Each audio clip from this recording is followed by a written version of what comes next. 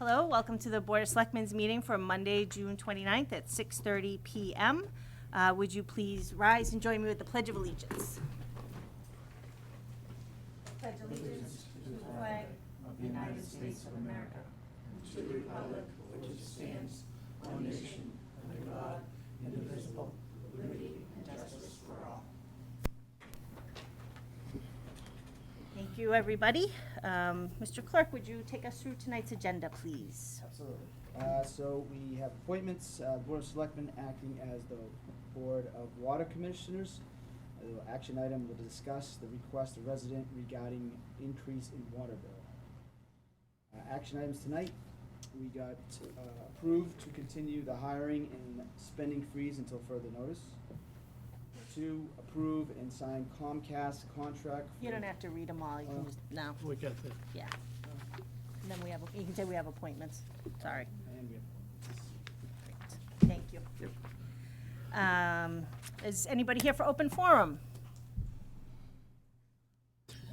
Seeing no one, I will close open forum, and we will go right into our appointments or our action item. Mr. Clerk?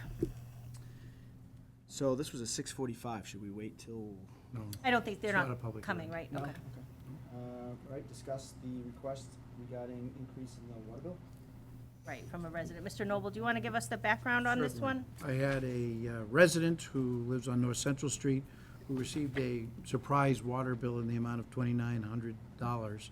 And that she did report that she'd had a leak in the hot water tank and around the meter that caused this surprise. And she is requesting an abatement for the gallonage involved in the leak. The water, the things that you always ask me to attest to is that the meter did record the water going through properly. There are opportunities for payment plan available, but she's asking for an outright rebate or abatement of the water bill because of the leak. Okay. Discussion? Mr. Sheedy?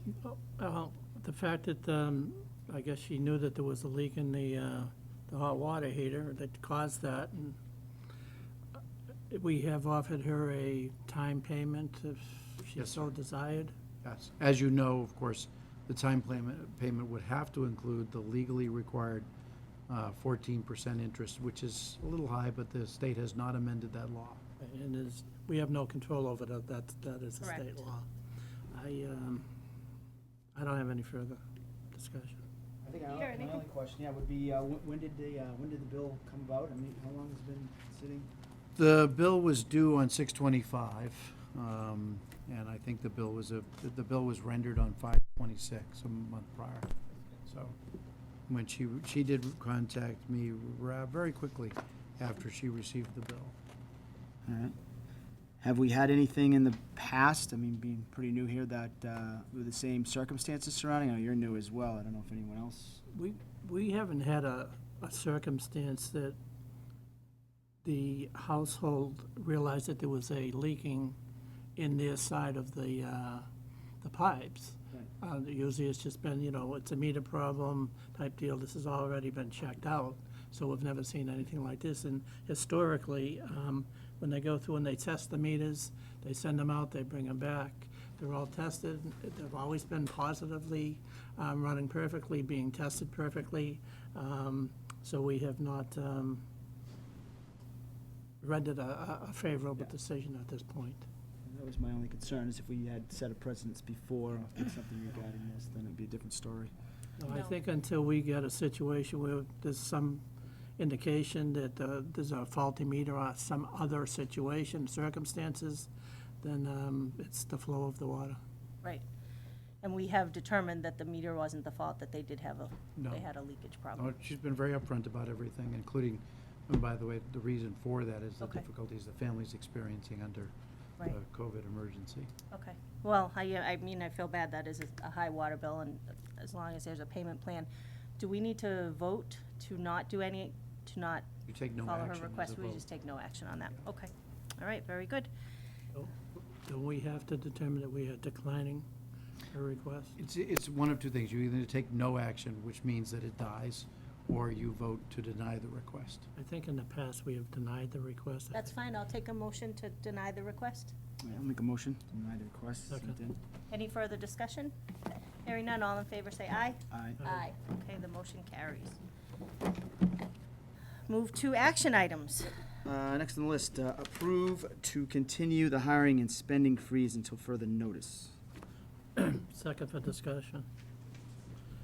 Brian and I talked about this, and Brian, do you want to give some background? And Sure. then we can talk about, As you know, when the pandemic first started, we immediately pulled back on replacing employees that left either through retirement or resignation, and at the same time implemented a requirement that a second signature on purchases over $5,000 was required, so that we were husbanding the resources as necessary as we were going into it. And little did we know, A, how long it was gonna last, and we still don't know what the long-term financial impacts will be. The state did adopt the 1/12 budget, and they're at least telling us now that they will not have a projection on state aid or a state budget until mid-September. I did remind our legislators that we need to certify the tax rate sometime in the fall, and having the information long about the September 15th deadline would be really helpful, but that doesn't necessarily mean that they have to stick to Brian Noble's schedule, so. what if they would? Yes, I don't get listened to at home, I'm not getting listened to there. So, And not much here neither. so consequently, I think that we did pass a budget that was based on a level state aid number, a slight dip in local receipts, but I'm still cautious about which way we go. I think some of the steps that the board took by pulling back some of the capital articles to preserve our liquidity and our cash was a smart move. But I don't want to blow it all in the first budget season, because if we do business as normal and I get to November, which is 6 months into our fiscal year, and then we have to make cuts, the cuts would be deeper and more draconian. So I'm trying to find the right words to continue the conservative approach to our budget as we move forward until we know what the impact of state aid will be. Right. And I think, too, people say spending freeze, but when you and I discuss, like, it doesn't mean we're not going to pay the light bill. It doesn't mean we're not going to pay obligations that we have, and it's over $5,000. Right. Needs your approval. So it's not a, But you I can't spend any money. I did have a conversation with Mr. Sheedy today, and we're trying to agree on the correct word. A hiring freeze doesn't mean that we're not going to replace a school teacher, not that this vote affects a school teacher. It doesn't mean that we're not going to replace an essential employee. It means that any time that we would need to add back an employee that has departed, they would need board approval before it just happened. David, So- I know you had some concerns about this. Do you want to Yeah, talk about that? and again, it's the word freeze here that bothers me. That we have to understand that, yes, we may have the final approvals, but what we have to do is we have to make sure that we understand that what the department heads, where they're coming from. They're the ones that are responsible for their departments. And if, for whatever reason, there's a vacancy in that department, I think it has to be looked at. And if the need is there, the department head says, this is the reasons we need an individual to be replaced, then we have to, let them know. Can we do it? Is the fiscal responsible to do it? We understand we right now, we shouldn't be hiring anyone, but if something happened to anyone in town, if they unexpectedly passed, if they retired, if they moved, if they did whatever, we can't just say we're not replacing, we're not hiring. We have to be able to sit there and say, let's take a look at this, but let's do it as soon as possible, and we have to do what's best for the department and best for the town. And there are times when we can't strictly look at the budget. We have to look at personnel, we have to look at people. And this is all I want to make sure is people understand that. I don't have a problem with that. I mean, I think you and I talked about having someone know that, and you communicate with our departments, we all have department liaisons, to make them know that, yes, we say hiring freeze, but there are exceptions to that if there is a critical Compelling need. situation.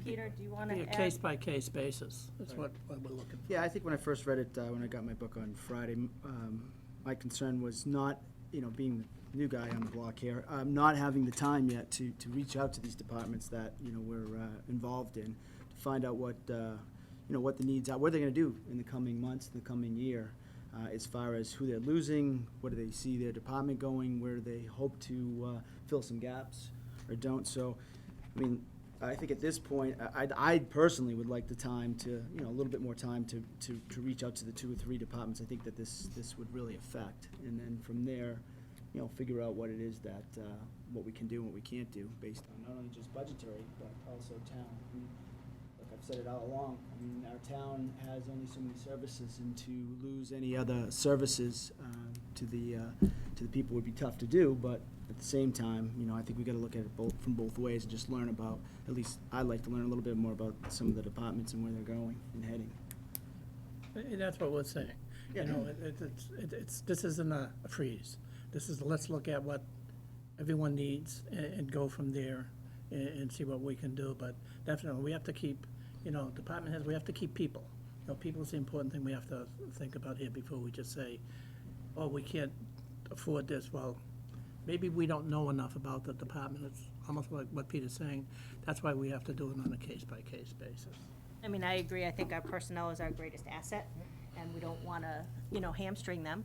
And we don't want to scare them by using the word freeze. Well, but you put this in place a few months ago, right? So, I mean, essentially, we have moved people. For example, John has taken somebody from highway and into the water department to fill a very critical need there, which does now leave the highway department down too. We lost the assistant treasurer collector, and we, by budgetary plan, so Melissa in the treasurer collectors is down 1.5. But at the moment, until I really know what the impact of the state aid is gonna be, and unlike some of our neighbors which have done just wholesale cutting and just reactionary response to the potential cut in state aid, we've always worked on the basis that we could only work with the knowledge we have and what is already in evidence, and where the projections for the cut in state aid go from 0 to 25%, then, and based upon what we sort of did in terms of pulling back on replacing any immediate vacancies, that pulls about 350 off of our side of the town, and then pulling back on the school side for the additional education money that may or may not occur, 350 from them. Right now, we've pulled back about 700,000, and it may be a little more, but I'm being somewhat conservative. In addition, we pulled back all the capital spending so that we would preserve our liquidity.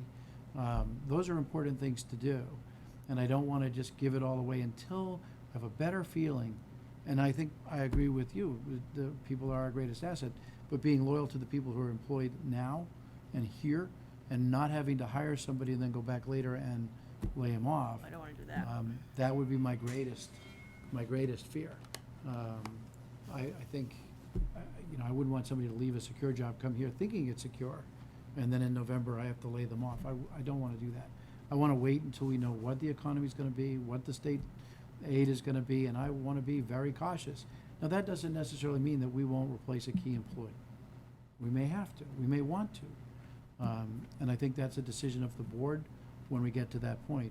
So when I say a hiring freeze, perhaps a different word is better, but a pullback and involvement in the board in any decision that we'd add back staff.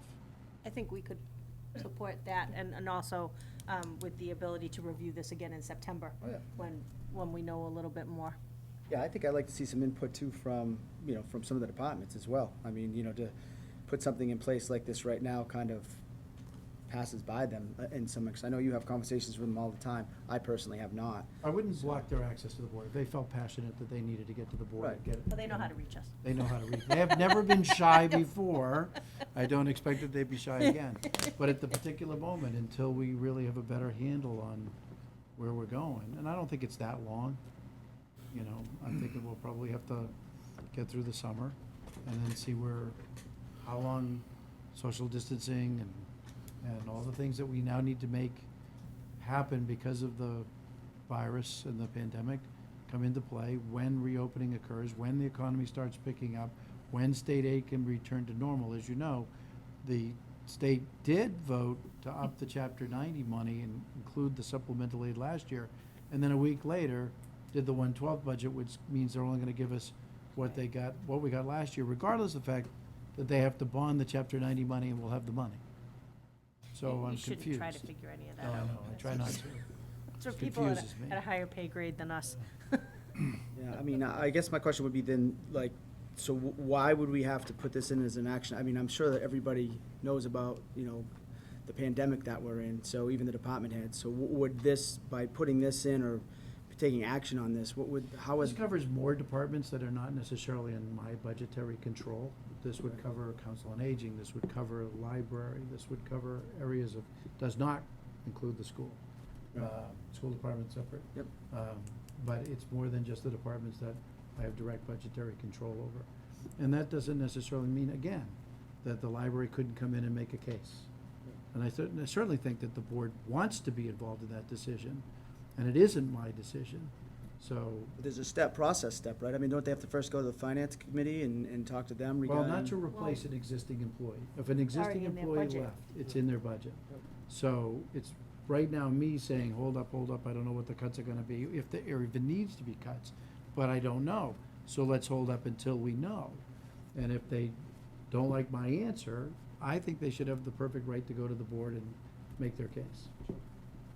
What about, would you draft a memo to those departments that this specifically addresses? Because it's the ones outside of town hall, just explaining, this is what we're recommending at this time. Right. And just set it all out like that, so that they know and they hear it directly, from you and from us, and just, would you be comfortable with that? Yeah, but I think what maybe the best route to go on that one is, when that is ready, is to have a full department head meeting and explain, so everyone, all departments, know everything that's going on with every other department. It's just, it's a big family, communication's important. Yep. To make sure everyone understands that, and I think that would be the way to go. I was thinking specifically, though, like the library trustees and the council on aging, but But they I'd have certainly their meet with separate them. boards. We could- we Like could meet with trustees are them. elected, Perfectly so happy it's a little bit to do different. Yeah, so I think as long as it's communicated, I think everybody understands the situation. In fact, I think that's an excellent idea. Let me contact the boards and get onto their agendas. Okay, good. So I think we're gonna pass that over then. We're not gonna Yeah, take till we any get some actual word action from on it, but As long as you agree with the idea at the moment that we're the pulling back. concept is good. We Yeah. just wanna make sure the communication goes along with it. Okay, All right, moving along. To approve and sign Comcast contract for the period of July 1st, 2020 through June 30th, 2030. Second. discussion? Feel like this is the best deal we can get, right? Right. There's a Took long enough. couple of things while we're in public session. This gives us a $180,000 payment spread over the 10 years of the contract. Upgrades to the SD channels to SDI, as well as an HD channel to be installed within 36 months of upgrading or signing the contract. That's an estimated cost to them of about 30 grand. Also, we're gonna discontinue the iNet, which is an older connection between Town Hall and the studio, and Comcast is going to buy us out of that one for a $10,640 payment.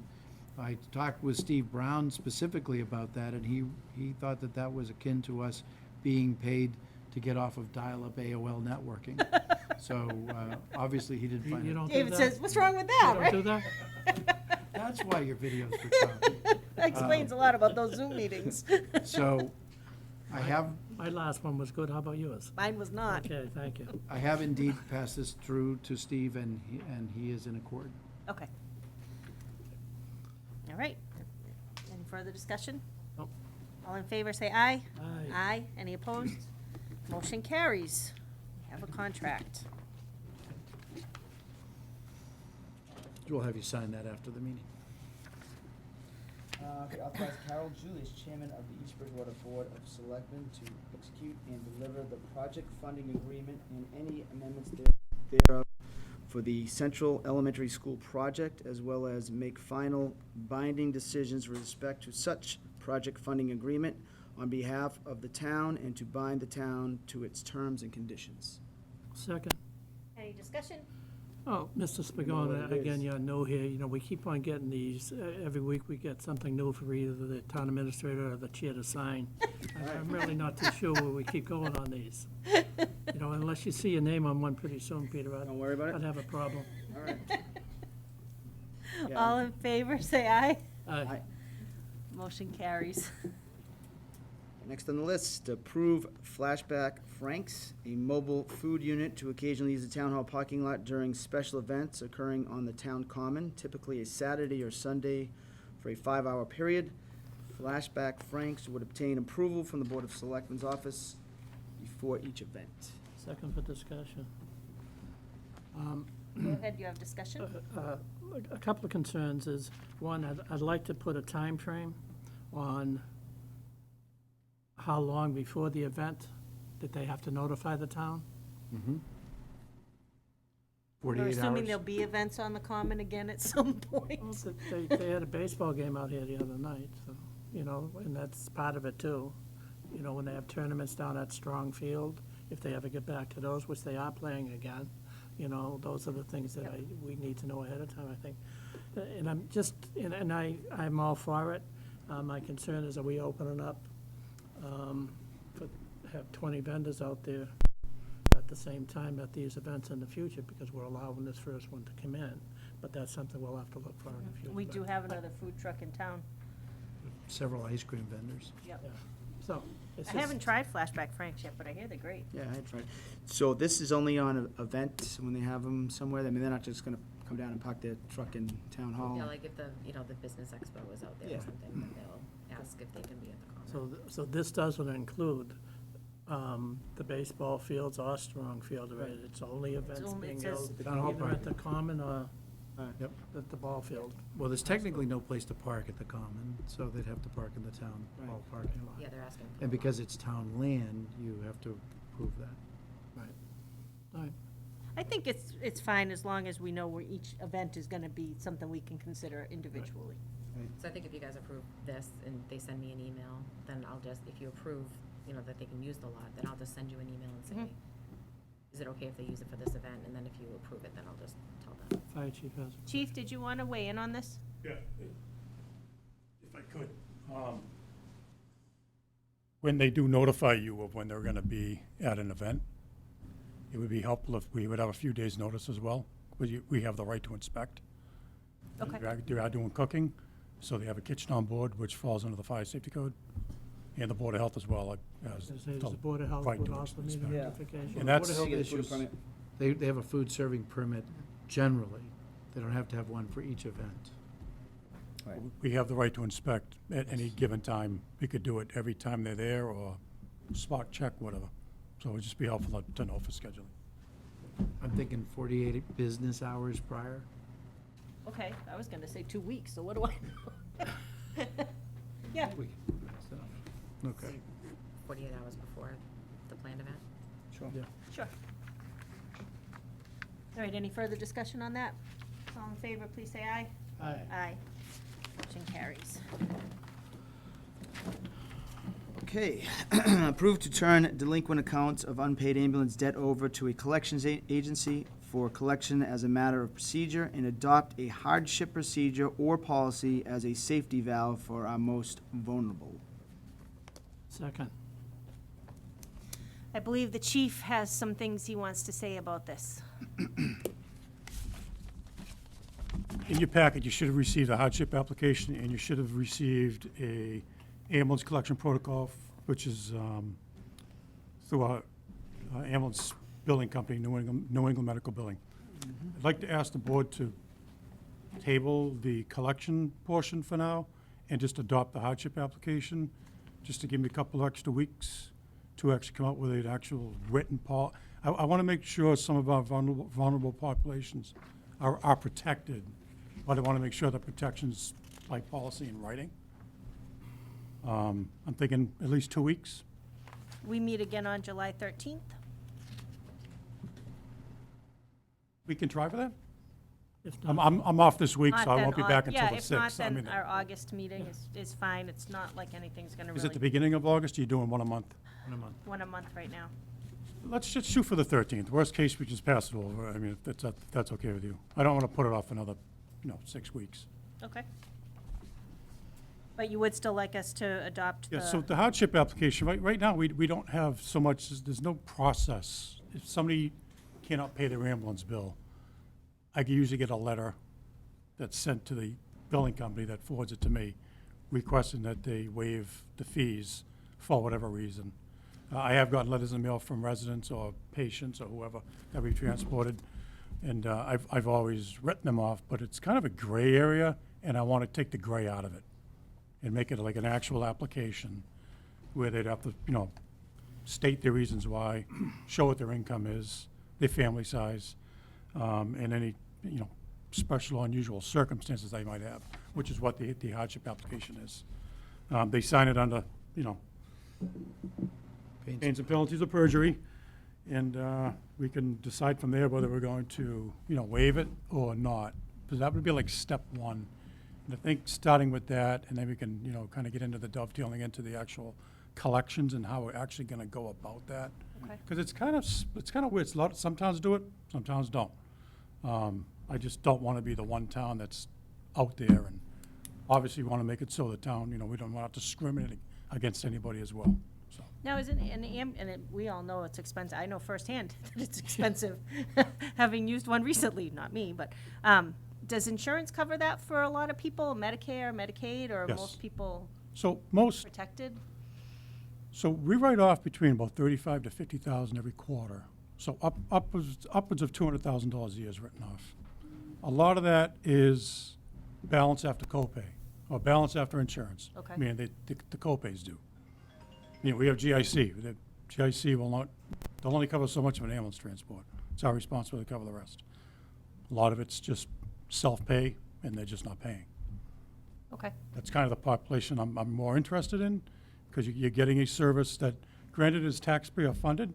However, the town of East Bridgewater, by law, I don't believe is required to have a municipal ambulance service. We could go out to bid and have a private ambulance service, and we don't have a choice as a town of what they do.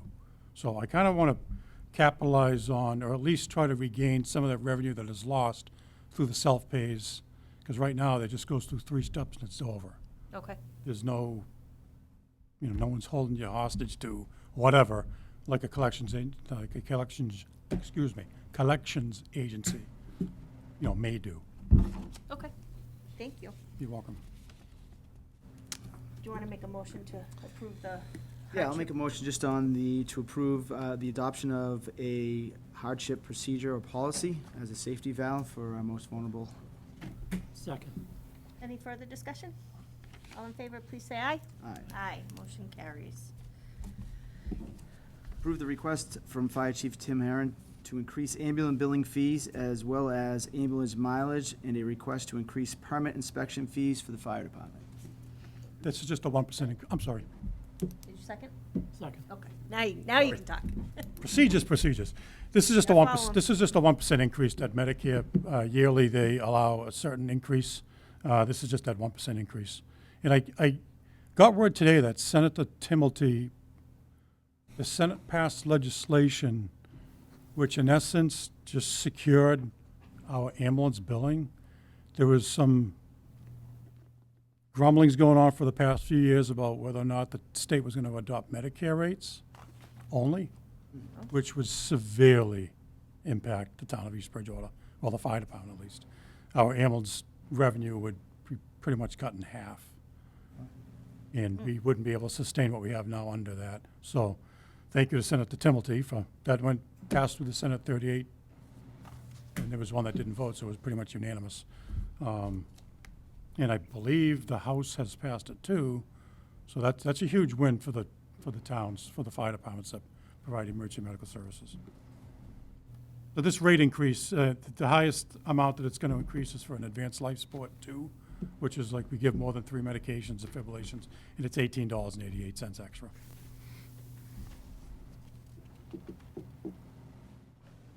Any further discussion on that? Good. All in favor, please say aye. Aye. Aye. motion carries. All right, approve the following board committee member reappointments. Kathleen Kavanaugh to the Agricultural Commission, effective July 1st, 2020 through June 30th, 2023, and as an associate member to the Historical Commission, effective July 1, 2020 through June 30th, 2023. Let's go through all of them. Yeah, you can go through all of them at once. Susan Muir to the Council on Aging, effective July 1, 2020 through June 30th, 2023. Ursula Hudson to the Finance Committee, effective July 1, 2020 through June 30th, 2023. Lara Sebastian to the Finance Committee, effective July 1, 2020 through June 30th, 2023. David Walsh to the Finance Committee, effective July 1st, 2020 through June 30th, 2023. Thomas Williams to the Recreational Department, effective July 1, 2020 through June 30th, 2023. David Cronin to the East Bridgewater Arts Council, effective July 1, 2020 through June 30th, 2023. Brian Noble as the Municipal Hearings Officer, July 1, 2020 through June 30th, 2021. And we've got an additional here. Approve the reappointment of Gerald Levette to the Zoning Board of Appeals, effective July 1, 2020 to June 30th, 2023. Second. Any discussion on these? No? Sound good? Hearing none, all in favor, please say aye. Aye. Aye, motion carries. Approve the resignation of Amy Simon from the East Bridgewater Arts Council, effective June 30th, 2020. Second. Any discussion? Hearing none, all in favor, please say aye. Aye. Aye, motion carries. All right, that it for action items? That is all I have. Mr. Noble, how's Yes, life in East Bridgewater these days? Everything's wonderful. Okay, thank you. So I got a couple of things for you. At town meeting, we passed a home rule petition request to exempt the town from Mass General Law, Chapter 44, Section 54, which would enable the treasurer to invest in other than the state-approved limited investments. That motion, of course, was made by Mr. Spagone, Damn right. who explained it very well at the meeting. Thank you. So I've got a request, all home rule petitions, I found out today, originate in the Senate. So this letter is from the board to Senator Michael Brady, and it's carbon copy to our other senator, Mr. Timilty, and our representatives, Allison Sullivan and Michelle DuBois. So this will be on the signature page at the end of the meeting. And of course, with it is the certified vote from the town clerk. That's one. I have before you a agreement that the board will need to vote to assent to the auction date of the Hanson Land property to occur on or before September 4th. I'll need you to sign that, but I also need you to vote acceptance of that agreement. Okay, All right, make a motion. Stated. any discussion? Hearing none, all in favor, say aye. Aye. Aye. Thank you. Also, I'd like to bring your attention to the fact that we filed another CARES Act reimbursement request with the county in the amount of $29,178. That work was done by Rebecca, and I expect that we will be paid promptly, although she's wondering why we haven't gotten the first check.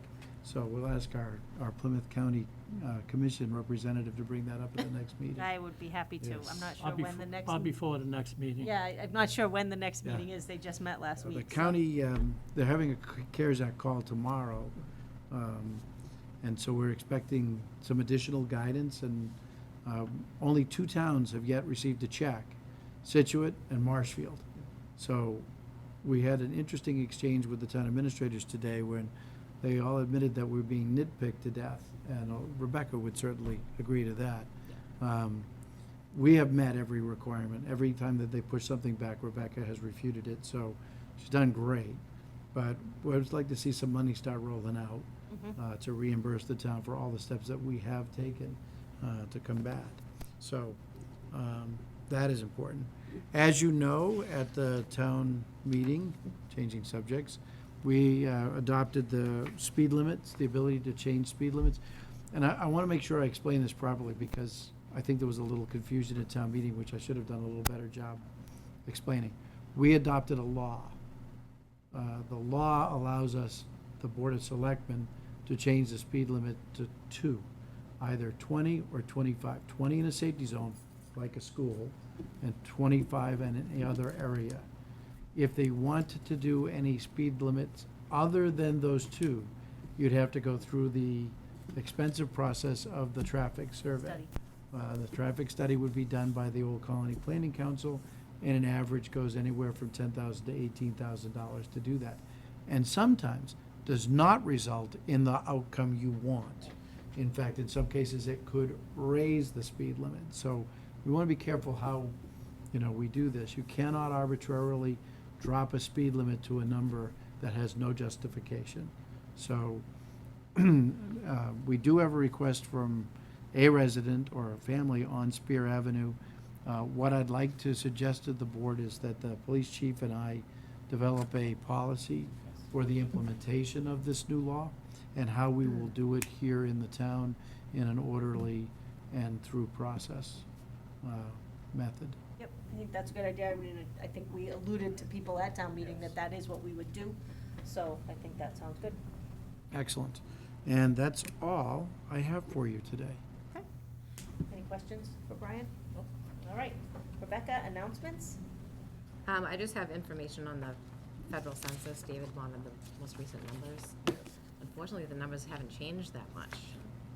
The federal numbers, 63.8%, and East Bridgewater is at 76.2%, which I believe is the same as last time. So if residents could go on and fill out the federal census, it's 2020 census.gov. It's fairly simple, and it's quick. And if there's any questions on that, if you have a problem, the people down at the COA, if you give them a call, they will help you through that process. We need it, folks. I mean, to sit here and do nothing over the last month, it's not that we don't have a lot of time out there. We still do, a lot of us. Let's get this done. Let's get that up to 80, 90. It's money that comes to the town. If you don't do it, then the town is losing money. It's that simple. There's no other way of putting it. Yep. So please get out there and do We it. don't want to leave money on the table, especially money like this that's just there for population reasons. So fill out your census. Anything else? Nope, just the next meeting is planned July 13th, Yep. Monday. Okay. Board discussions, liaison appointments. I think I think they're done. we're all set with that, right? Everyone's been appointed to Everybody's the- got their Everybody's good. assignments. All right. And we are not going into executive, so I'll take a motion to adjourn. So moved. All in favor? Aye. Aye. We're adjourned. Happy 4th of July, everybody. Enjoy the holiday. Safe. Practice your social distancing while you're eating your hamburgers.